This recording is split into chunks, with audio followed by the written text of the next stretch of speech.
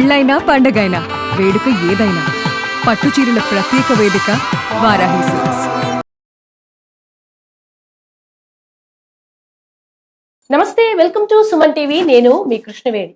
June 1వ తేదీ నుంచి జూన్ 15వ తేదీ వరకు మేషరాశి వారికి ఎలాంటి ఫలితాలు రాబోతున్నాయి, పరిహారాలు ఏంటి, ఈ అంశాన్ని తెలియజేయడానికి ఈ రోజు మనతో పాటు ఉన్నారు ప్రముఖ జ్యోతిష శాస్త్రవేత్త, ఆధ్యాత్మికవేత్త, సంకల్ప మందిర్ నిర్వాహకులు బ్రహ్మశ్రీ నందిభట్ల శ్రీహరి శర్మ గారు ఉన్నారు. గురువు గారితో మాట్లాడతారు. గురుగారు నమస్కారం. వాగర్థావివ సంపృక్తౌ వాగర్థ ప్రతిపత్తయే జగతః పితరౌ వందే పార్వతీ పరమేశ్వరౌ. ఆదిత్యాయ చ సోమాయ మంగళాయ బుధాయ చ గురు శుక్ర శనిభ్యశ్చ రాహవే కేతవే నమః. శృంగేరి జగద్గురు పీఠాధిపతులకి, కంచి పీఠాధిపతులకి నమస్కారములు తెలియజేసుకుంటూ కార్యక్రమాన్ని ప్రారంభిద్దాం. గురుగారు, జూన్ 1 నుంచి జూన్ 15 వరకు ఈ ఈ జూన్ 15 రోజులు చాలా వైశిష్టమైందని మీరు నాతో అనేక సందర్భాల్లో చెప్పారు. ఎందుకంటే 2వ తేదీన గురువు కూడా మారుతున్నారు. ఈ ఫలితము మేషరాశి వారికి ఎలా ఉండబోతోంది? ఈ 15 రోజులు వాళ్ళకి ఎలాంటి ఫలితాలు రానున్నాయి? ఈ మేషరాశిలో జన్మించినటువంటి వాళ్ళు అనగా అశ్విని నక్షత్రము, భరణి నక్షత్రము 4 పాదాలు, కృత్తికా నక్షత్రం 1వ పాదం వరకు కూడా మేషరాశిలో జన్మించిన వారిగా గుర్తించబడతారు. ఇప్పుడున్నటువంటి సమయం చూసుకున్నట్లయితే అంతా కూడాను కాలసర్పదోష ప్రభావంలోనే అన్ని రాశుల వాళ్ళు ఉన్నారు. కుంభరాశిలో రాహువు, సింహరాశిలో కేతువు, అలాగే మీనరాశిలో శని, మేషరాశిలో కుజుడు, అలాగే వృషభ రాశిలో రవి, బుధుడు మిథున రాశిలో, 8వ తారీఖు వరకు శుక్రుడు మిథున రాశిలో, 9వ తారీఖు నుంచి కర్కాటక రాశిలో, అలాగే జూన్ 2వ తారీఖు నుంచి కర్కాటక రాశిలో గురుడు ప్రవేశం చేస్తాడు. ఏ తర్వాత ప్రధానంగా అతిపెద్దదైనటువంటి అతి శుభకరుడైనటువంటి గురువు మారబోతున్నారు. అయితే రాశి ప్రభావాన్ని కనుక మనం గమనించుకున్నట్లయితే గతంలో ఉన్నటువంటి దానికి కొన్ని మార్పులు చేర్పులు అనేటువంటివి ఉంటాయి. రాశికి సంబంధించినటువంటి రాశ్యాధిపతి కుజుడు అమితమైనటువంటి, అంటే జన్మరాశిలో కుజుడు అందరికీ అశుభుడైనప్పటికీ కూడా రాశ్యాధిపతి రాశి ఉండడం కొంత శుభత్వం అనేటువంటిది ఇస్తుంది. అంటే ఎటువంటి విషయాల పట్ల శుభత్వం ఉంటుంది? చేసేటువంటి పనులలో ఉత్సాహం కానీ, ధైర్యం కానీ, అన్నిటికంటే మించి ఆత్మవిశ్వాసం. మనిషికి కావాల్సింది ఆత్మవిశ్వాసం. ఆ ఆత్మవిశ్వాసం మెండుగా ఉంటుంది. కానీ వీళ్ళకి తగ్గట్టుగా ఈ ఆత్మవిశ్వాసానికి తగ్గట్టుగా ఎవరైనా కానీ సహాయ సహకారాలు అందిస్తే వీళ్ళు సాధించనందంటూ ఏది ఉండదు ఈ మేషరాశి వారు. అంటే కుజుడు అంటే ఫైటింగ్ స్పిరిట్ అంటారు. స్పిరిట్ ఇక్కడ మనం స్పిరిట్ గా తీసుకోవాలి. ఫైటింగ్ అనేటువంటిది ఎప్పుడు వస్తుంది? అతి ఆత్మవిశ్వాసం వచ్చినప్పుడు, నన్ను మించిన వాడు లేడనేటువంటి భావన వచ్చినప్పుడు ఈ ఫైటింగ్ అనేటువంటిది వస్తుంది.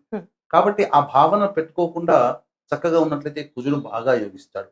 ఇక ప్రధానంగా ఈ సంబంధించినటువంటి బుధుడు జాతకరీత్యా ఈ బుధ ప్రభావాన్ని గనక చూసుకున్నట్లయితే ప్రధానంగా ఇతరులతో పరిచయాలు ఉండడము, ఇతరులు మొహమాటంగా ఏదన్నా అడిగినా కానీ వెంబడే సహాయం గనక చేసినట్లయితే, సహాయం చేయకూడదని కాదు, నష్టపోయే అవకాశాలు ఉన్నప్పుడు సహాయం చేయడం ఎందుకు, ఆలోచించి చేయాలి. ఆ విధంగా కొంత దుష్ప్రభావాలు అనేటువంటి బుధగ్రహ సంచార ప్రభావం వల్ల ఉంటుంది.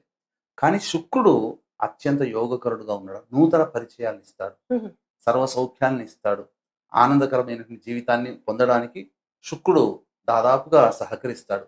అంటే ఎలాంటి విషయాల్లో, దాంపత్య జీవన విషయంలో ఉందనుకోండి, ఏమన్నా పొరపచ్చాలు వచ్చినా మనం కొద్దిగా సర్దుబాటు చేసుకుంటే అవన్నీ కూడాను ఇబ్బంది లేకుండా ముగిసిపోతాయి.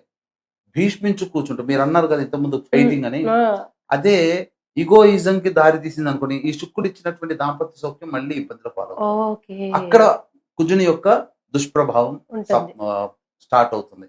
అలా ఆ శుక్రుడు యోగించే వాళ్ళకి యోగిస్తాడు. ఇలా ఈగో ప్రాబ్లమ్స్ పెట్టుకుంటే ఆ శుక్రుడి వల్ల వచ్చినటువంటి యోగం కూడా అవయోగంగా మారుతుంది. ఇలా ఈ రకంగా మనం ఆలోచన చేసుకోవాలి. లాభస్థానంలో రాహు సంచారం చేస్తున్నాడు కాబట్టి ఏదైనా కానీ వాళ్ళకి సంబంధించినటువంటి ప్రధానంగా నెగిటివ్ ఎనర్జీ నుంచి బయటపడడానికి ఎక్కువగా మార్గాలు ఉంటాయి. నెగిటివ్ ఇదొక సంబంధించి, ఎందుకంటే రాహు చాలా యోగిస్తున్నాడు. అలాగే 12వ ఇంట శని భగవానుడు, అంటే ఏదైనా శని ప్రభావం ఉంది జాతకరీత్యా. అంటే అనవసరమైనటువంటి ఖర్చులు కానీ, లేకపోతే ఉద్యోగములో భద్రత లేని తనము కానీ, ఏదైనా కానీ కొత్తగా వ్యాపారం ప్రారంభించుకొని అనేటువంటి వాడు కాస్త జాగ్రత్తగా ఆలోచించాలి. లేకపోతే కాస్త ఇబ్బందులు పాలయ్యే అవకాశం, నష్టాలు గురయ్యే అవకాశం, ప్రతి పనులలో ఆటంకాలు అనేటువంటివి ఉండే అవకాశం ఈ మేషరాశిలో జన్మించినటువంటి వారికి ఉంటుంది. ఇక ప్రధానంగా కేతువు ప్రభావము ఈ యొక్క మేషరాశి మీద సరైనటువంటి నిర్ణయం తీసుకోలేకపోవడం, అదొక్కటి కాస్త ఇబ్బందికరంగా ఉంటుందని చెప్పొచ్చు. అందుకనే నిర్ణయం తీసుకునేటప్పుడు పెద్దవాళ్ళ యొక్క ఆశీర్వచనం, చక్కగా వాళ్ళ సహాయ సహకారాలు, సలహాలు, సూచనలు పాటిస్తే చాలా మంచి జరుగుతుంది. ఏది ఏమైనా ఈ మేషరాశి వారికి చక్కటి ఆలోచన, ఆ కుజుడి నుంచి వచ్చే పాజిటివ్ ఎనర్జీ, చక్కటి ఆలోచన, అలాగే తద్వారా దైవానుగ్రహం కలిగి వీళ్ళకి దైవం అన్ని రకాలుగా సహాయ సహకారాలు చేసి చక్కగా ఈ సంబంధించినటువంటి వృత్తి, ఉద్యోగ, వ్యాపారాల్లో ధన ప్రవాహము, లక్ష్మీ ప్రాప్తి కలగాలని కోరుకుందాం. గురువుగారు, మరి మేషరాశిలో జన్మించినటువంటి విద్యార్థులు, ముఖ్యంగా ఉద్యోగులు చాలా సఫరింగ్ లో ఉన్నారు ఇప్పుడు జాబ్ విషయాల్లో.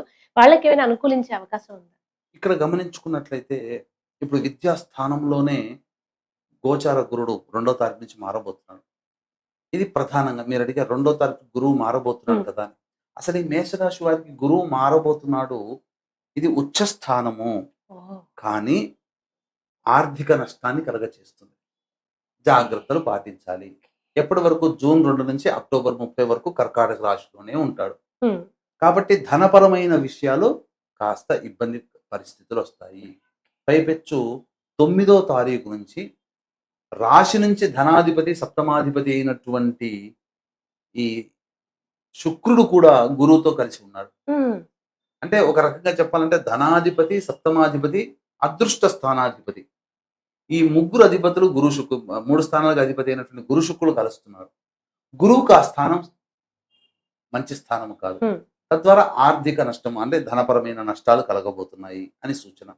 కాబట్టి జాగ్రత్తగా ఉండాలి. ఎవరితోనైనా కానీ కలిసి ప్రయాణం చేసినా, ఎవరితోనైనా కానీ కాస్త ఆలోచన చేసి వాళ్ళతో స్నేహం చేయాలా వద్దా అని ఆలోచించుకొని ఈ మేషరాశి వారు కనుక ముందడుగు వేస్తే మంచి జరుగుతుంది. విద్యార్థులు బాగా కష్టపడాలమ్మా. అనుకున్నంత సులువుగా వాళ్ళకి కాంపిటీషన్ ఎగ్జామ్స్లో కానీ లేదా ఎంట్రన్స్ ఎగ్జామ్స్లో కానీ అనుకున్నంత సులువుగా ఉండదు. కాబట్టి ఖచ్చితంగా బాగా కష్టపడాలి. ఎందుకు అంటే మిగతా వాళ్ళు కష్టపడకుండా పాస్ అవుతారా మిగతా రాశి వాళ్ళు అని అంటారు. అంటే ఇక్కడ కష్టం అనేటువంటిది ఎట్లా అంటే బాగా కష్టపడి చదువుతారు, ఎగ్జామ్ హాల్ వచ్చరికి మర్చిపోతారు. అదే జరగచ్చు గురుగారు. అదృష్టం బాగుంది అనుకోండి, వాళ్ళు చదివిన కొన్ని పేపర్లో వస్తాయి. చదివినే వస్తాయి. ఆ అదృష్టం బాగాలేకుండా ఏది వదిలేసారో అదే వచ్చే అదే అవకాశం వస్తుంది. ఉంటుంది. అందుకనే ఆ విధంగా పైగా ఈ సంబంధించినటువంటి ఉద్యోగార్థులు ఎవరైతే ఉన్నారో కాస్త ఓపిక పట్టి ఒక్క 10-15 రోజులు 15వ తారీఖు వరకు ఓపిక పట్టి, ఈ 15వ తారీఖు వరకు ఉత్తగా కూర్చోమని చెప్పట్ల, ప్రయత్నాలు చేయండి. కానీ ఈ ప్రయత్నాల ఫలితం ఏదైతే ఉందో 15వ తారీఖు తర్వాత రవి మారబోతున్నారు. ఓ. అప్పుడు మళ్ళీ వాళ్ళకి మేషరాశి వాళ్ళు ఏదైతే కొత్త ఉద్యోగంలో చేరాలి నిరుద్యోగస్తులు అనుకున్నారో వాళ్ళకి, లేదా ఉన్న సంస్థల నుంచి వేరే సంస్థలకు మారాలనుకున్నా, లేదా ఉన్న సంస్థలోనే మంచి ప్రమోషన్ రావాలన్నా ఇంకొక 15 రోజులు ఆగక తప్పదమ్మా. గురువుగారు, మేషరాశి వారు ఈ 15 రోజువారీ ఉండాల్సింది ఎలా ఉంది? ప్రధానంగా చూసుకున్నట్టయితే 1వ తారీఖు రోజున మానసికమైనటువంటి ఆందోళన ఉంటుందమ్మా. ఇది ప్రధానంగా. తర్వాత ఖర్చులు అధికంగా ఉంటుంటాయి. ఏ పని చేయాలన్నా ఆసక్తిగా ఉండదు. ఇక 2వ తారీఖు, 3వ తారీఖు, 4వ తారీఖు ఇది ప్రధానంగా సంతానం మూలకంగా విభేదాలు, సంతానం మూలకంగా సమస్యలు, ఖర్చులు ఉంటాయి. కాబట్టి సంతానంతో కాస్త లౌకికంగా వ్యవహరించండి. వాళ్ళకి అనుకూలంగా ఉండేటట్టుగా ఉంటే సంతానం కూడా సంతోషంగా ఉండగలుగుతారు. కోర్టు సంబంధించినటువంటి విషయాలు, ఆస్తి సంబంధించిన విషయాలు చర్చకు వస్తాయి. అయితే వీక్షించేటువంటి ప్రేక్షకులు కూడా గమనించాల్సినటువంటి, మీరు ఎంత ప్రయత్నం చేసినా ప్రయత్నాల్లో అనుకూలం జరగట్లేదా? అన్ని అవకాశాలు దగ్గర దాకా వచ్చి వెనక్కి వెళ్ళిపోతున్నాయా? లేదా పెళ్లి కాక ఇబ్బంది పడుతున్నారా? సంతానం కలక్క ఇబ్బంది పడుతున్నారా? వ్యాపారంలో నష్టాల? ఇంకా చెప్పాలి అంటే ఎన్ని ఉన్నా అన్నీ లేనట్టుగానే ఉన్నాయా?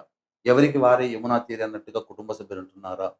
అలాగే అనేకమైనటువంటి ఇబ్బందులతో, సమస్యలతో బాధపడుతున్నట్టయితే ఖచ్చితంగా మీ యొక్క జాతకంలో పంచశాప ప్రభావాలు ఉన్నట్టే లెక్క.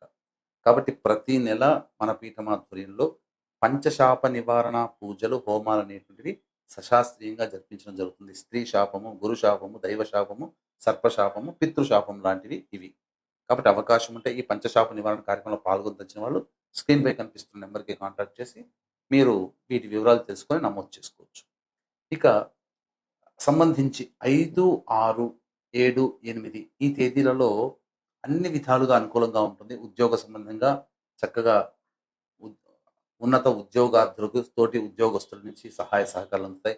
వ్యాపారం కూడా బాగా సాగుతుంది. వృత్తిలో కూడా మంచి రాణింపు అనేటువంటిది ఉంటుంది. అయితే 9, 10, 11 ఈ తేదీలలో మానసికంగా అనవసరమైనటువంటి ఖర్చులు, ఆందోళన, ఏదో జరిగిపోతుందనే భయము అన్నీ వెంటాడుతాయి. ఉద్యోగ భద్రత కూడా ఏమన్నా ఉద్యోగంలో ఇబ్బందులు వస్తాయేమో అనే ఆలోచనతో ఉంటాయి. ఖర్చులు అధికంగా ఉంటాయి. జాగ్రత్తగా ఉండాలి. ఇక 12, 13 ఈ తేదీలోనైతే ప్రధానంగా ఏదైనా కానీ ఒక పెండింగ్‌లో ఉన్నటువంటి పనులని పూర్తి చేసుకుంటారు. ఓహ్! ధనాదాయం బావుంటుంది. ఖర్చులకి సరిపడా ధనాదాయం ఉంటుంది. విందులు, వినోదాలు కుటుంబ సభ్యులతో పాల్గొంటారు. ఇక 14, 15 ఈ తేదీలోనైతే కుటుంబ సభ్యులతో వాగ్వివాదాలు జరిగే అవకాశం ఉంటుంది. మానసికమైన ఆందోళన ఉంటుంది. అధికంగా ఖర్చులు ఉంటాయి. కంటి సంబంధమైన ఇబ్బందులు ఎదుర్కొనే అవకాశం ఉంటుంది. కాబట్టి జాగ్రత్తలు పాటిస్తే మంచిదమ్మా. గురువుగారు, ఈ మేషరాశి వాళ్ళు దోష పరిహారం కోసం పాటించవలసిన ఏవైనా ఫలితాలు, పరిహారాలు ఉంటాయి? ప్రధానంగా గురువు మారబోతున్నాడు. కాబట్టి ఈ గురువు కంట్రోల్‌లో ఈ మేషరాశి ప్రభావం అధికంగా ఉంటుంది. కావున దత్త చరిత్ర అనేటువంటిది కనీసం ఒక 8 పారాయణాలైనా గనక చేసినట్లయితే వీళ్ళకి దత్త చరిత్ర అనగానే ఇంకెక్కడికో పోకుండా ఫకీర్‌కి సంబంధించిన దత్త చరిత్ర కాకుండా, దత్త చరిత్ర అంటే గీతా ప్రెస్ వాళ్ళు. హ్మ్. ఆ చక్కటి దత్త చరిత్ర వాళ్ళు రచించింది కనుక పారాయణం చేస్తే తప్పకుండా ఉన్నటువంటి సమస్యలు తొలగిపోతాయి. ఆర్థిక నష్టం తగ్గుతుందమ్మా. ధన్యవాదాలు గురువుగారు. సర్వం శ్రీ ఉమామహేశ్వర పరబ్రహ్మార్పణమస్తు.